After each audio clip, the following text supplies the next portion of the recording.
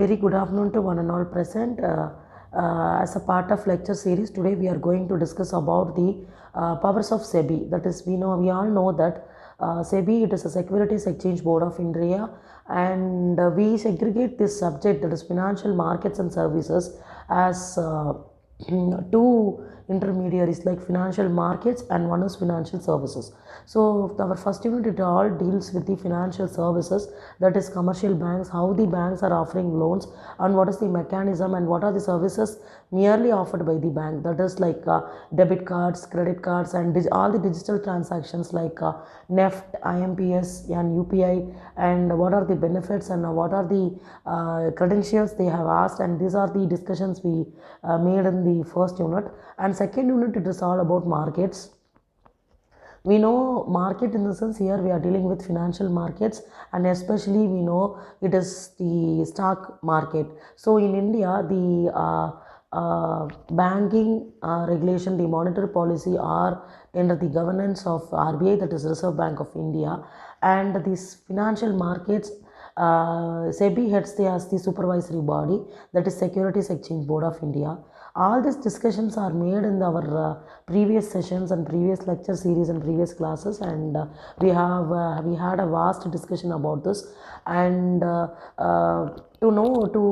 get into the second unit, that is, we are dealing with the mutual funds, exclusively towards mutual funds.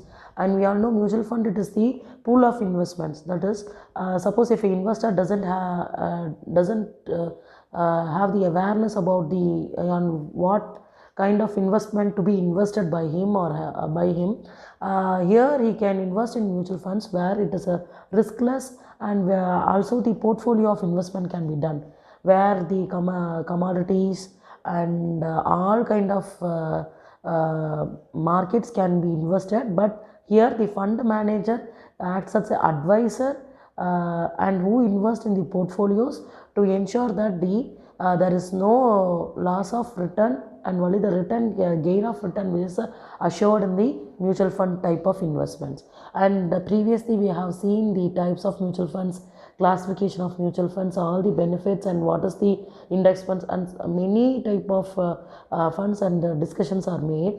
And this structure of mutual funds, it is all about in India. So if we are concentrating on the structure of mutual funds, so we want to know and we want to make ourselves aware that we must know about the SEBI, that is Securities Exchange Board of India.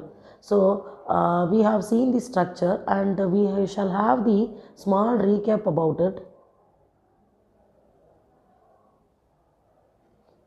So the organization structure is as follows. Actually, the SEBI is headed by the chairman, that is Securities Exchange Board of India is headed by the chairman, that is, which is appointed by the central government of India.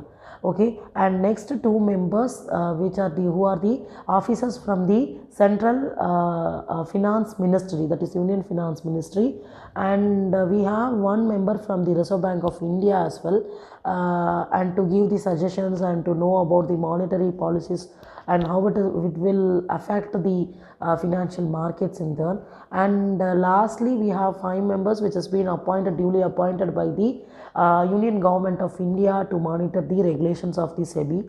And overall, this organization structure has been followed, and by the 9 dedicated team. So we have come across the organization structure, and next we must know the what are the powers that SEBI has, major powers.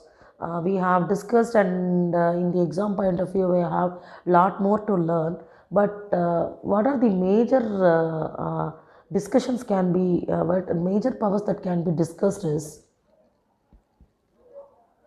checking the price manipulation. Suppose if the we have listed all the, see, in the financial markets, in the stock market, all the stock prices is been decided, the face value has been decided by the company, but under the supervisory, under the control of SEBI, right?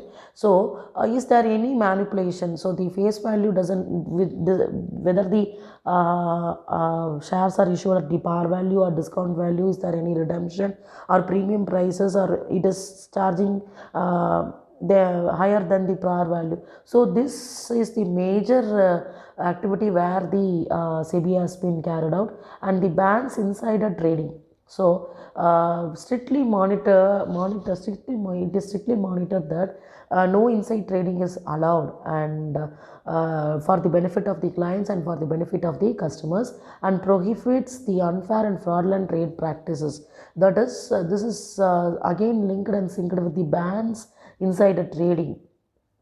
That is unfair in the sense, unfair and fraudulent, to make sure the whether the brokerages and the intermediaries should be properly monitored, so that to make ensure that no fraudulent or no extra commissions or activities are to be not to be carried out, and promotes a fair code of conduct in the security market. So the code of conduct, that is certain rules and regulations and functions, are clearly defined, predefined, and it has to be and it is already been formulated, and it is to be strictly monitored by the SEBI, and it takes effort to educate the investor regarding the ways to evaluate the investment options better.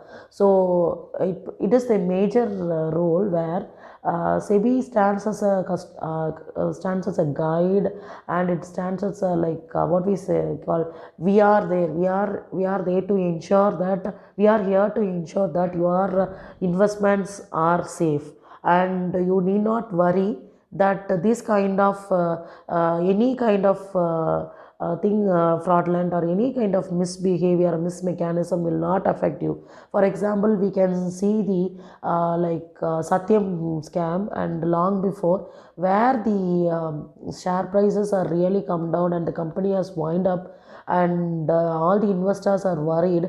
Suddenly SEBI took in charge and made a mandatory regulations, and to make sure that no clients or no shareholders should not be get affected. So that is the example where we can quote at any time and any point to make and to know well about that the SEBI regulations.